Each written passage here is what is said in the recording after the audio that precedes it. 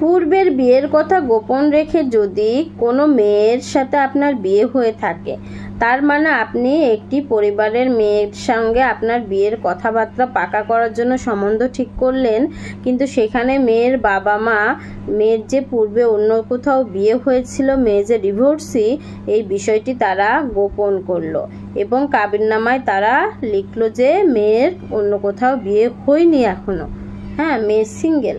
এখন বিয়ের পরবর্তীতে সমাজের বিভিন্ন লোকেরা কিন্তু সত্য প্রকাশ করে থাকে, অনেক গোপন কথাই কিন্তু বেরিয়ে আসে, বা অন্য কোনো মাধ্যমে আপনি জানতে পারলেন, আপনার পরিবার জানতে পারলো যে ওই মেয়ের আপনার সঙ্গে বিয়ে হওয়ার পূর্বেও এক বা একাধিক বিয়ে হয়েছিল, মেয়ে একজন ডিভোর্সি।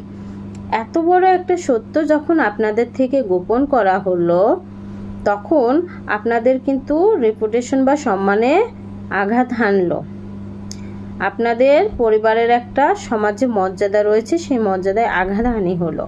এ মতাবস্থায় আপনি চাইলে কিন্তু ওই স্ত্রীকে ডিভোর্স দিতে পারেন, এবং সাথে যদি মনে করেন আপনার এবং আপনার পরিবারে যেহেতু সম্মানহানি হলো এবং আপনার মনের উপর যেহেতু একটা আপনার সাথে একটা প্রতারণা করার জন্য আপনার মনের উপর যেহেতু একটা প্রভাব পড়লো, সুতরাং আপনি চাইলেই কিন্তু ওই মেয়ে এবং মেয়ের পরিবারের বিরুদ্ধে প্রতারণার মামলা দায়ের করতে পারেন, এবং এই মামলাটা অবশ্যই চলবে।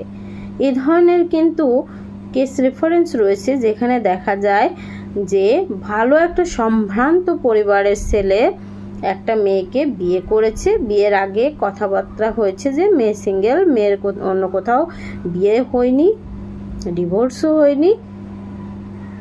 এই কথাবার্তা পাকা করার পরে বিয়ে হওয়ার পর জানা গেল মেয়ে ডিভোর্সি।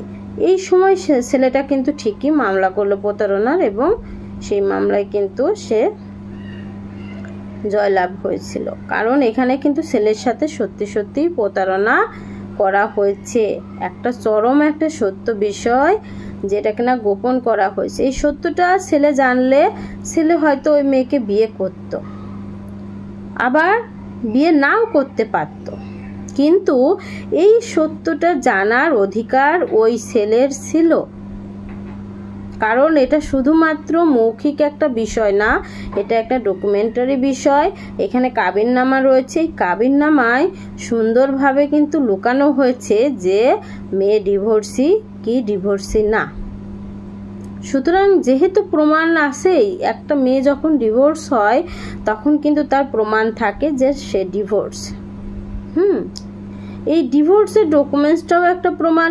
আবার কাবিননামায় যে মেয়ের বাবারা গোপন করেছে সে ডিভোর্স না, সেটাও প্রমাণ রয়েছে। সুতরাং ছেলের সাথে যে সত্যিই প্রতারণা করা হয়েছে, ছেলের সম্মানহানি হয়েছে, মনের উপর দিয়ে একটা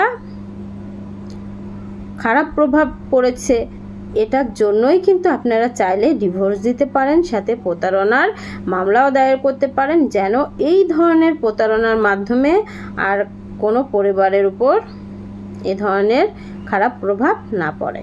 আমি ঢাকা জজ কোর্টের একজন আইনজীবী বলছি, নিয়মিত প্র্যাকটিস করছি। যারা বিভিন্ন আইনি পরামর্শ নিতে চাচ্ছেন, আইনি সমস্যায় রয়েছেন, তারা অবশ্যই আমার এই ভিডিওর কমেন্টসে আপনাদের সমস্যাগুলো লিখে দেবেন। আমি সেই বিষয়গুলো নিয়ে কন্টেন্ট তৈরি করব পরবর্তীতে। ধন্যবাদ। আসসালামু আলাইকুম।